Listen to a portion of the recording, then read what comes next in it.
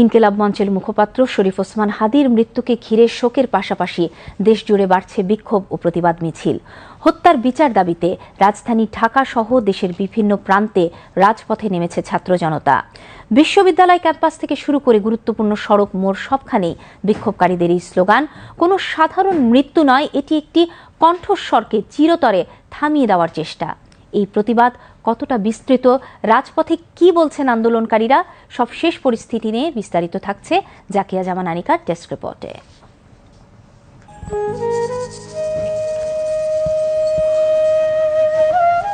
চিকিৎসকদের সর্বোচ্চ চেষ্টা ব্যর্থ করে দিয়ে না ফেরার দেশে চলে গেলেন ইনকিলাব মঞ্চের মুখপাত্র শরীফ ওসমান হাদী।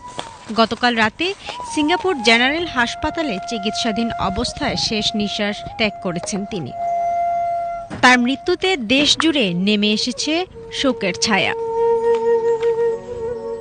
রাজধানী সহ দেশের বিভিন্ন স্থানে তাৎক্ষণিক বিক্ষোভ মিছিল শুরু করে ছাত্র জনতা। হাদীর মৃত্যুর খবর নিশ্চিত হওয়ার পরপরই ঢাকা বিশ্ববিদ্যালয় এলাকা থেকে শত শত শিক্ষার্থী মিছিল নিয়ে শাহবাগে জড়ো হতে শুরু করে। সময়ের সাথে সাথে সে জমায়েত বিশাল জনসমুদ্রে পরিণত হয়। ইনকিলাব মঞ্চের পক্ষ থেকে এই হত্যাকাণ্ডকে একটি সুপরিকল্পিত রাজনৈতিক হত্যা হিসেবে অভিহিত করা হয়েছে। রাজধানী ছাড়াও দেশের বিভিন্ন স্থানে বিক্ষোভ মিছিল ও অবরোধ কর্মসূচি পালন করা হচ্ছে। ছাত্র জনতার একটাই দাবি, হাদী হত্যার দ্রুত ও দৃষ্টান্তমূলক বিচার।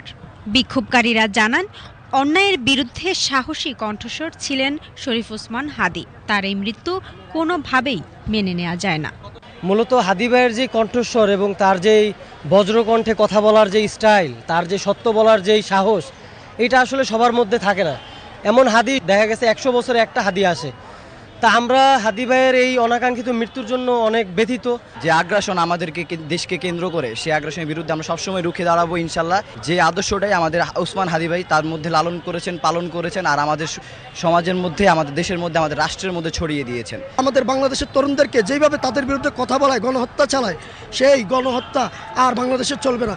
দাবি করছি যে হাদী ভাইয়ের যে হত্যাকাণ্ড, এই হত্যাকাণ্ডের সুষ্ঠু বিচার হোক।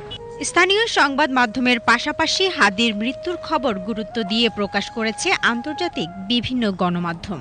এদিকে শরীফ ওসমান হাদীর মৃত্যুতে একদিনের রাষ্ট্রীয় শোক ঘোষণা করেছে সরকার।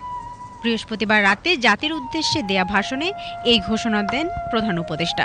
অপ্রীতিকর পরিস্থিতি এড়াতে রাজধানীর বিভিন্ন গুরুত্বপূর্ণ পয়েন্টগুলোতে অতিরিক্ত পুলিশ ও নিরাপত্তা বাহিনী মোতায়েন করা হয়েছে।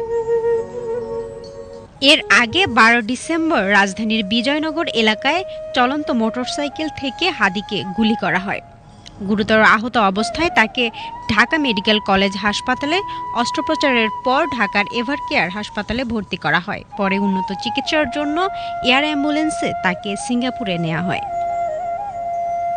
জাকিয়া জামান আনিকা, বিটিভি নিউজ, ঢাকা।